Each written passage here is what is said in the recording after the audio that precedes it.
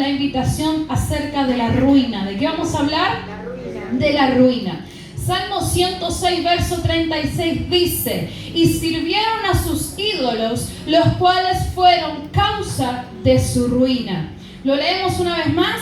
Y sirvieron a sus ídolos, los cuales fueron causa de su ruina. Oramos por esta palabra, Señor.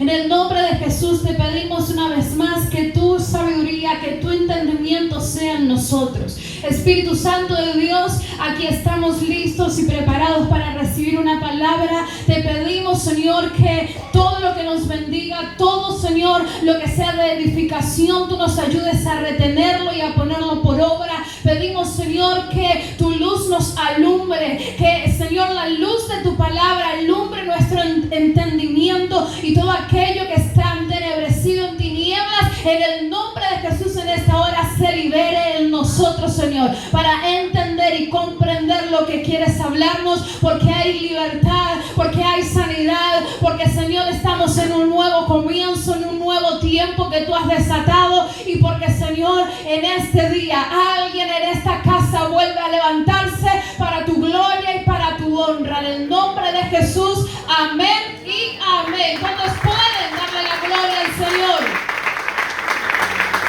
Bendito es el nombre del Padre.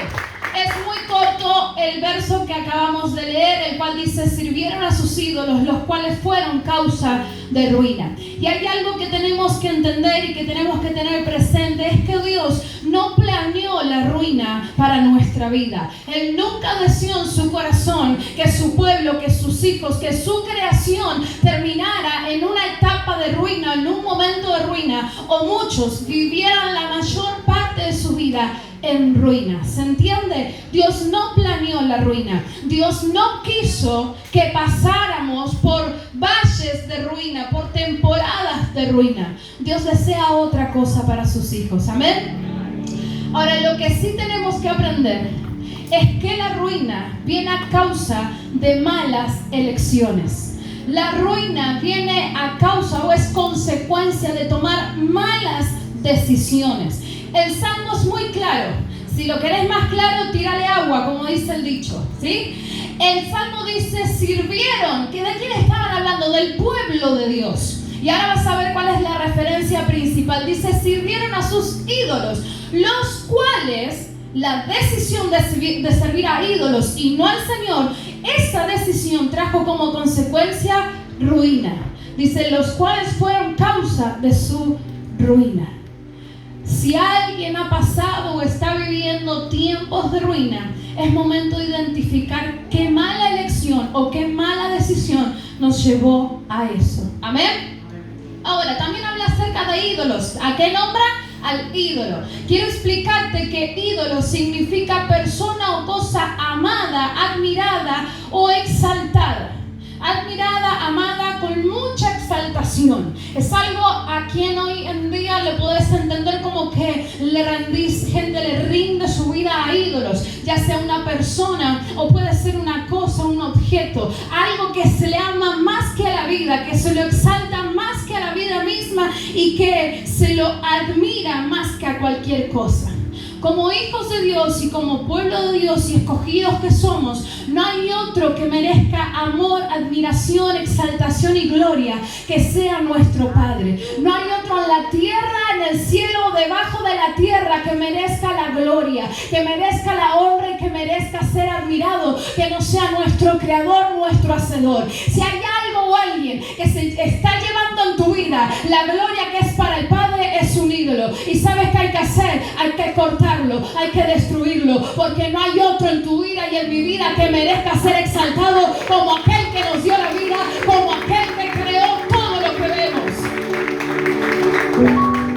Estos ídolos que habla el libro de Salmos en el verso que hemos leído, son ídolos que Dios mismo mandó a destruir a sus hijos, al pueblo de Israel, cuando fueron introducidos en la tierra prometida. El Señor dijo: bien, van a ser introducidos en la tierra, los van a guiar, van a entrar y van a obtener la promesa que yo hice a sus padres, pero no se la voy a poner fácil. ¿Por qué? Porque hay promesas las cuales demandan trabajo para conquistarlas. ¿Se entiende? Porque ¿qué pasó? En aquella tierra que yo les prometí va a haber gigantes y ustedes los tienen que destruir. En aquella tierra hay ídolos, los cuales yo les mando a destruir. ¿Qué hizo el Señor? ¿A qué los mandó? A destruir. ¿Y qué hizo el pueblo de Dios? ¿Le hizo caso? Haga así. No hizo caso. El pueblo de Dios no hizo caso en ese momento y no destruyó los ídolos que Dios había mandado a destruir. Ellos ya estaban en la tierra prometida y fíjense, ellos parecía que se conformaban con ya estar en ese lugar, pero había trabajo que hacer en esa tierra, había trabajo que hacer en ese lugar. Hay promesas que Dios ya te ha dado, ya te ha entregado en tus manos, pero hay trabajo que hacer con esas promesas. Hay cuestiones que limpiar en eso que Dios te ha dado, hay cosas que quitar de ese lugar que Dios te ha prometido, de esa instancia en donde Dios te ha llevado. Si hay cosas que Dios te dijo, yo te lo doy, pero haz esto, tú tienes que hacerlo. Yo te entrego esto, pero vas a tener que trabajar. Yo te aconsejo que trabajes en lo que Dios te está mandando, porque detrás de esa obediencia hay una bendición inigualable que va a golpearte a ti, que va a sacudirte a ti y que va a sacudir a tus generaciones venideras. Pero hubo una generación, dice la palabra, que no atendió la voz del Señor. No hicieron caso, no escucharon al Señor e hicieron lo que quisieron. Al no oír la voz del Señor, esta generación hizo pacto, hizo alianza con los ídolos. Esta generación, pueblo amado por Dios, que ya estaba en la tierra prometida, no destruyó ídolos, sino que hizo un pacto con ellos, hizo una alianza con ellos. Y esos mismos ídolos le fueron causa de tropiezo y causa de ruina. La palabra ruina tiene como sinónimo escombro. Y ruina significa acción de caer o destruirse. Pérdida de bienes, destrozo, perdición, decadencia y caimiento, ya sea de una persona, de una familia o hasta inclusive de un país. Ruina no es solamente un edificio que está destrozado. Sí significa destrozo, pero ruina no es solamente eso. Puede haber una persona que esté en ruina. Puede haber una familia que esté en ruina. Puede haber un barrio o un país que esté en ruina, que esté caído, que esté destrozado. Pero obviamente le estoy hablando a gente espiritual que está entendiendo la enseñanza hasta este punto. Y hay gente, hay familias, hay personas, hasta hay países que de manera espiritual están en ruinas, están escondidos bajo escombros de aquello que se les vino encima por haber tomado malas decisiones. Y sabe que es muy importante que vayas interpretando esta palabra y vayas escuchando el significado de cada una de estas cosas. Porque orando hace más o menos unos 15 días, recibí la palabra la semana pasada y recibí la palabra para este día. Y la palabra era escombro. Y yo busqué en la Biblia y no solamente encontré escombros, sino que encontré ruina. Que el escombro es la evidencia de que algo se derrumbó, de que una ruina fue tomando cada vez más lugar. Y cuando a veces hay atentados, hay terremotos, mucha gente queda escondida bajo escombros. Algunas con vida, algunas sin vida. Pero ¿sabes qué? Estás en el tiempo y en la hora en donde Dios te va a decir, y donde Dios hoy te dice, hay escombros que comienzan a removerse de tu vida. Porque aquella haya que quedó escondida bajo ruina, hoy va a salir a la luz. Y aquello que se pensaba muerto, hoy va a volver a la vida del nombre de Jesús. Ya sea tu persona, tu familia o lo que tenga que ver contigo. La palabra ruina en su hebreo tiene varios significados y una de las palabras del origen de ruina es mokesh, que significa trampa, tentación y tropiezo. O sea que ruina también es trampa, es tentación y es tropiezo. Ruina significa aquello que causa tentación en tu vida, tropiezo en tu vida y trampa, que es engaño. Quiero que vayas identificando si lo pasaste o si estás pasando por un tiempo así. ¿Cuál fue la causa que te llevó a caer? ¿Cuál fue la causa que te llevó a estar tentado? ¿Cuál fue la causa la que te llevó a una trampa, a caer en un engaño? Es muy importante identificar los ídolos que tenemos en nuestra vida. Por costumbres, por cultura, por lo que vaya a saber, ¿por qué hay ídolos en nosotros? Aún. Yo voy a decir, pero estoy en Cristo, estoy en la iglesia, estoy congregando, ya no tengo estatua, no tengo estampita, no tengo nada raro. No solamente eso es un ídolo. Déjame explicarte un poquito mejor el significado de ídolo. Todo aquello que está tomando el lugar que debe tener Dios como primero en tu vida es un ídolo. Te lo explico un poquito mejor.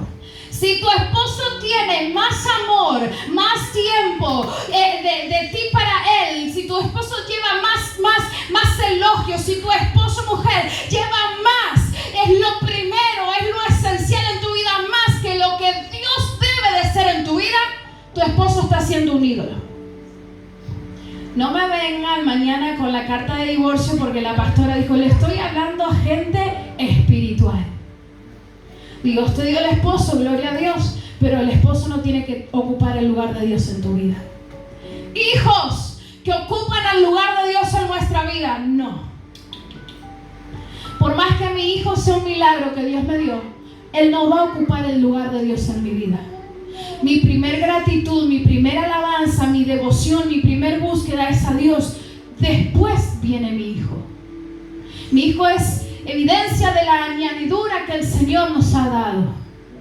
Pero si yo no hubiese buscado, no hubiese respondido aún a la asignación, no hubiese rendido mi vida a Dios, el dador de la vida, no hubiese tenido mi hijo. ¿Se entiende? Si esto ocupa el lugar primero en mi vida y a Dios lo estoy dejando en segundo plano, esto es un ídolo en mi vida. Dios no tiene que estar en segundo puesto o en tercero. Dios tiene que estar en primer lugar en tu vida. Y estoy hablando de tu búsqueda, de tu intimidad, de tu tiempo de oración, de tu tiempo de alabanza y de tu tiempo de adoración a Dios.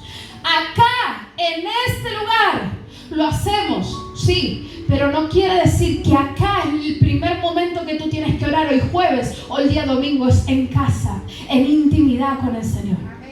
Si el trabajo está teniendo el primer lugar que debería ser de Dios en tu vida, el trabajo está siendo un ídolo. ¿Sigo dando ejemplo o hasta ahí ya entendimos? Hasta ahí ya entendimos. Así hay muchas cosas. Todo lo que está tomando el primer lugar que debe ser de Dios en nosotros es un ídolo.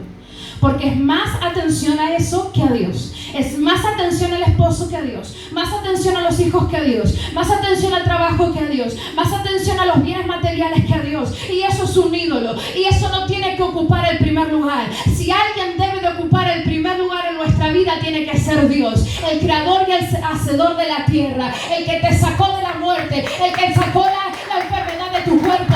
El que liberó tu familia. El que restauró tu matrimonio. El que te dio lo que hoy tú tienes. Ese es el Dios que tiene que estar primero en tu vida y en mi vida. ¿Por qué? ¿Por qué te digo que es un ídolo? Porque eso muchas veces nos causa tropiezo. Nos tienta y nos va sacando del Señor. Nos va alejando del Señor. Así pasó con el pueblo de Dios. Así pasó con ellos. El pueblo del Señor hizo alianza con estos ídolos. El ídolo no eligió al pueblo de Dios que había entrado en la tierra prometida. El ídolo ya estaba ahí. Sino que el pueblo de Dios dijo, déjalo, me gusta. No pasa nada, Señor. Es un ratito, mañana lo hago. Y mañana está más metido en tu vida. Ay, Señor, un día más, por favor. Y el Señor te dijo de primera, quítalo, destruílo, sácalo. Y no lo hicimos. Ay, pobrecito, me da cosa. ¿Cómo lo voy a dejar por...? No, pobrecito, mira los ojitos que me ponen. Y así caemos en el engaño, así caemos en la trampa y caemos en el alejarnos del Señor y que nuestra vida le dé la espalda a Dios y le dé todo al ídolo. Dios te dio la casa, Dios te dio la vida, Dios te dio la salud, Dios te dio los hijos, Dios te dio el matrimonio, Dios te dio la ropa, Dios te dio todo lo que tienes. Aún lo que Dios quitó lo hizo Dios, no lo hizo cualquier otro. Dios te dio un lugar donde vivir, Dios te dio una familia que te rodea, Dios te dio amigos, contactos que te bendicen. Fue Dios, no fue cualquier otro, fue Dios. Él tiene que ser lo primero en nuestra vida. Ahora, El pueblo de Dios eligió hacer alianza con el ídolo. Cuando Dios a ti te manda y a mí me manda a destruir algo, ¿qué tengo que hacerlo? Destruirlo. Tengo que destruir, o sea que tengo que obedecer. ¿Qué tenemos que hacer? Obedecer. Porque si no lo hacemos, eso que había que destruir, nos destruye a nosotros. Fue causa de ruina, dice el Salmos. Ahora, en el libro de Jueces, capítulo 2, los primeros 10 versículos, te hablan de lo que en el Salmo 106 te leí primeramente. Cuando Dios habla en el libro de Salmos y ellos eligieron a los ídolos y los ídolos le fueron causa de ruina, está hablando de lo que pasó en el libro de Jueces en el capítulo 2, cuando nombra que una generación no oyó la voz de Dios y siguió con los ídolos, y esa generación que no obedeció a Dios, ¿saben qué le pasó? Murió. Pero luego se levantó otra generación que no conocía a Jehová ni las obras que Jehová había hecho por Israel. Ahora esto es muy profundo. Si tú dejas de lado al Señor, si yo dejo de lado al Señor y me aboco a otra cosa, quien viene después de mí, ya sea un hijo propio o un hijo espiritual o cualquiera que me esté siguiendo los pasos, va a decir, ahí no hay que ir para el otro lado. Imagínese el pueblo de Israel que salió de Egipto, salió de la cautividad, salió de la esclavitud, salió de la mano humana del faraón. Por Dios, Dios los sacó y Dios los introdujo a la tierra que fluía leche y miel. Ellos dijeron, Dios, nos vimos, me gusta el ídolo, Dios, de ti no me acuerdo, voy a seguir con esto. Y ellos dieron a luz una regeneración que no conocía al Dios que había hecho milagros en medio de un desierto. Déjame declararte algo, y si te duele, discúlpame, pero Dios lo está marcando. Lo que tú hoy adoras, lo que tú hoy obedeces, lo que tú hoy sigues, dará luz a una generación que conoce o que no conocerá a Dios. Permíteme decirte, iglesia, adora al Padre, busca al Padre, sirve al Padre, obedece al Padre, y todo el que venga detrás de ti hará lo mismo. Conocerá a un Dios de vida, a un Dios de milagro, a un Dios que hace obras maravillosas. Imagínate esto, que den a luz una generación, que se levante otra generación que ni siquiera conocía el nombre Jehová. Dios, Jehová, Yahweh, ¿quién fue? Cuando la palabra a mí me dice, instruye al niño en sus caminos, él va a saber de Dios porque tiene padres que lo instruyen. O porque en algún momento en su larga vida, si Dios tiene misericordia, después de golpes o algo, alguien, un ángel, le habló de Dios. Pero mientras tanto, él viene de una generación anterior que sirve y adora a Dios.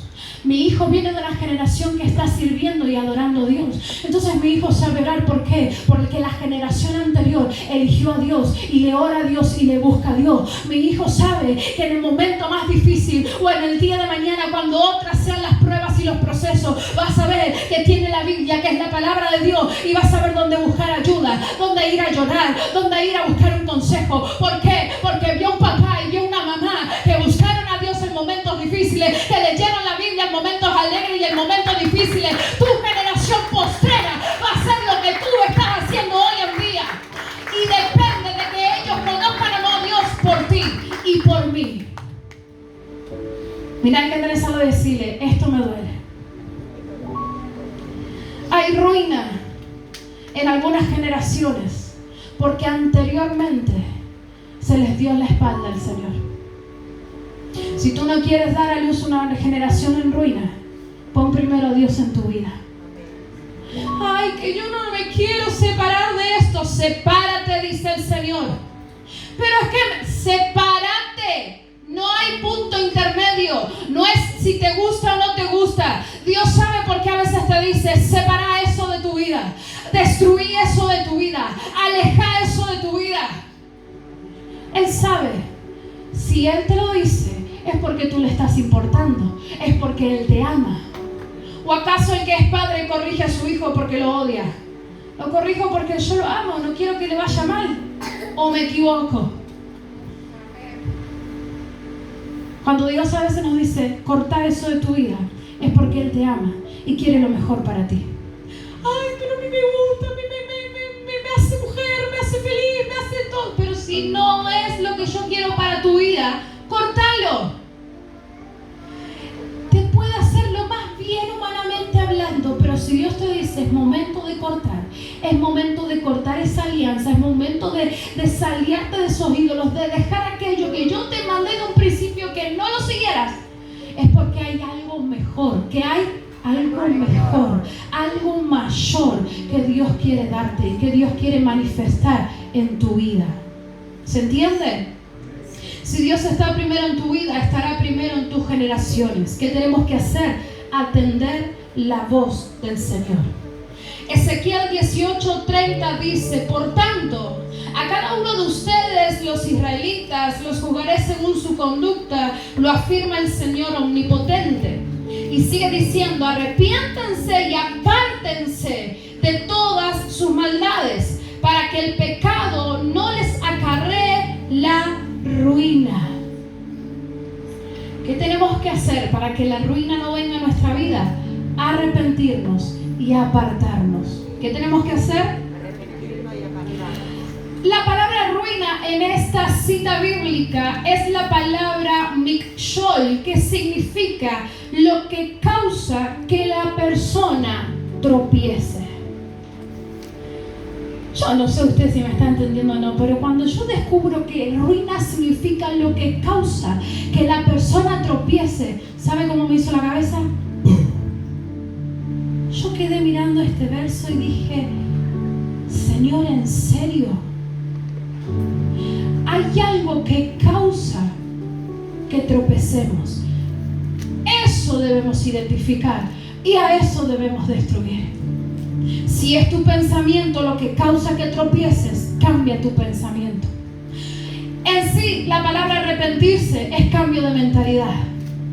Entonces, cuando Dios dice arrepiéntete y apártate de este pecado para que no acarree ruina a tu vida, Dios te está diciendo: cambia tu mentalidad y deja de pensar de manera errónea. ¿Y cómo hago, Señor? Pues piensa como Dios piensa. Busca lo que Dios ha escrito en su palabra. Llénate de lo que Dios te dijo que te tienes que llenar. Deja que esta mente, esta manera de pensar tiene que ser cortada. Que en tu vida y en mi vida sea la manera de pensar del Señor. Porque si seguimos en la misma, acarreamos nosotros, no el otro, nosotros, ruina a nuestra vida, ruina a nuestra familia. Cambia tu mentalidad, cambia tu manera de pensar.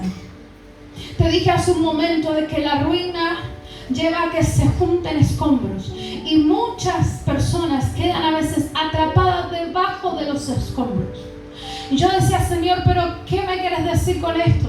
Hace creo que 4 o 5 años atrás, Dios nombró en un seminario que tuvimos, nombró la palabra escombros y se ministró a un grupo importante de mujeres y Dios le comenzó a decir: sales de los escombros, Dios remueve escombros en este tiempo, vas a salir de ahí abajo, vas a salir de lo que te lastimó, vas a salir de lo que te tenía ahogada ahí abajo y casi te mata. Dios comienza a remover y el Señor me traía a memoria eso. Y ¿sabes qué tengo para decirte? Que Dios está comenzando a remover escombros. Deja que Él los quite de tu vida, deja que Él los borre de tu mente, deja que Él los saque de tu corazón. Hay escombros que se remueven, hay ruinas que van a ser reedificadas, pero no como el hombre quiere, sino como Dios quiere. Dios vuelve a levantarte, Dios vuelve a edificarte, Dios te restaura, Dios te saca de abajo de los escombros. Hay gente que en este tiempo sale de abajo de los escombros, sale del tiempo de la ruina. Porque la ruina no es de un día para el otro, a no ser que haya guerra y bombardeo y ¡pum! Va día tras día, a veces comiéndose un poquito y un poquito y un poquito. Empieza una grieta chiquitita y va hasta lo largo de la pared y empieza a buscar el piso y cada vez lo ves más abierto y más separado.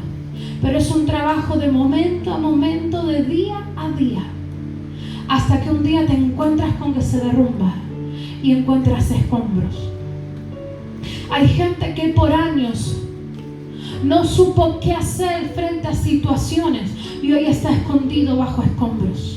Hay gente que no supo cómo arreglar las grietas, cómo arreglar aquello que se estaba arruinando y hoy vive escondido bajo escombros. ¿Y cuáles pueden ser esos escombros? Y los que te vengo nombrando aún desde el año pasado. El que yo no puedo, el que a mí me dijeron que nunca iba a poder, el que yo no tengo la fuerza, el que yo nunca voy a salir, el que mi vida es destinada a esto. ¿Sabes qué? Hoy es el día, aunque estés bajo escombros, aunque tu corazón, tu mente o tus sueños estén bajo escombros, hoy es el día en el que tú te puedes levantar y decir: voy a arrepentirme y voy a apartarme de aquello que quiere arruinar mi vida.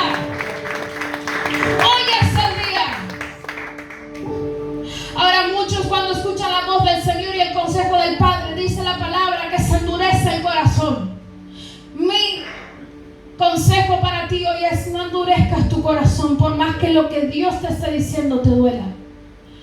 Obedece en fe. No tengas miedo.